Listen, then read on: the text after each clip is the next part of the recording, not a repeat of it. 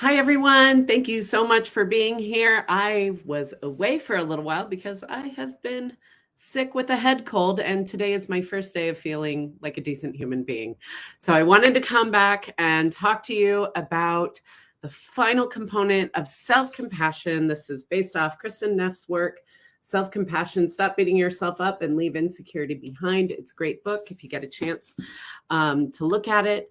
And I want to talk to you about the third tenet, the third component of self-compassion. And by the way, if you like these videos, if you watch them, do me a favor and help me out. Like, comment, share. It really makes a difference for people to find messages like this for all of those algorithmic issues. So I made the wrong number. Tenet number 3, that should say tenet number 3, is mindfulness. What do I mean by mindfulness? Mindfulness means being with what is. So I'm a recovering catastrophizer. Whenever anything troubling, kind of mildly troubling would happen, I would immediately go into, oh, well, this isn't going to work out. And I would prepare for the worst and hope for the best. But I wasn't really hoping for the best. I was doing a lot of preparing for the worst. And in order to prepare for the worst, you have to imagine all the worst scenarios that could possibly ever happen. And that is exhausting. That is not mindfulness. The other tactic that people normally take is when troubles arise, it's like, I'm going to just look the other way. I'm going to pretend this doesn't exist. You know, it's just a first world problem. I'm fine. I'm fine. I'm fine. I'm fine. So that is just minimizing. It's like, I'm not going to look at this, and I'm hoping if I just ignore it, then maybe it'll go away. So that is also not mindfulness. So what is mindfulness? There's a great quote that Brene Brown says when she talks about like entering into a new room, and it's this: don't puff up, don't shrink down, stand your sacred ground. Don't puff up, don't shrink down, stand your sacred ground. And I think about this quote every time I think about mindfulness, because mindfulness is just this. It's like, let's not puff it up and imagine all the terrible things that could happen. Let's not shrink it down and try to minimize it, put a lid on it, brush it away. But let's just stand some sacred ground with what's here. What's here is, I don't know. What's here is uncertainty. What's here is pain. What's here is suffering. What's here is just this.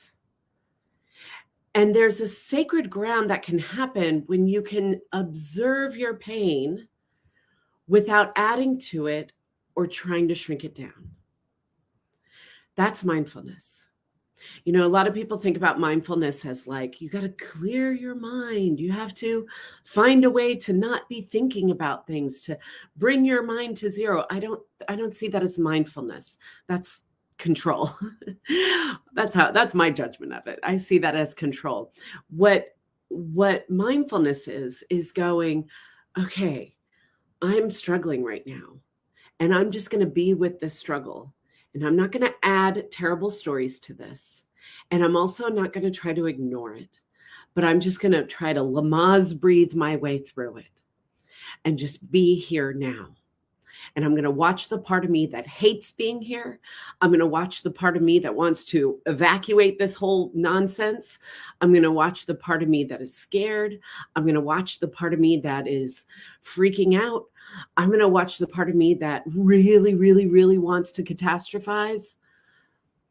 And I'm just going to notice it all and say, yep, there's room for all of you. Come, let's just sit here together. One of my mentors described it as sitting on a park bench and watching the traffic of your mind go by. And every time you find yourself lost in a thought, you realize, oh, I'm in one of those cars zipping down the road. Hold on a sec. Let me get out of the car and go back to the park bench and just watch these thoughts, watch them zip by, and be the one observing it as much as possible. This is easier said than done. It can feel like a knockdown, drag out fight. But mindfulness is just reminding yourself, all I know, this happens oftentimes. You get bad news, or you get news that's scary, but you don't know yet what it's going to be. Mindfulness is that self-compassion to say, "Ooh, I am scared. I don't know. I hate not knowing. So what can I do in this moment to take care of myself?" That's how it relates to self-compassion. Because when you can be in that space of like, "Whew, I am feeling scared. I don't like this," then there's an opportunity to go, how can I care for myself in this moment? How can I care for myself without catastrophizing, without minimizing? I don't know. I don't know the answers here. I'm in uncertainty for a long period of time. What can I do to take care of myself? I can reach out to someone. I can go for a walk. I can pray. I can journal. I can practice gratitude. I'm so grateful for what has existed so far.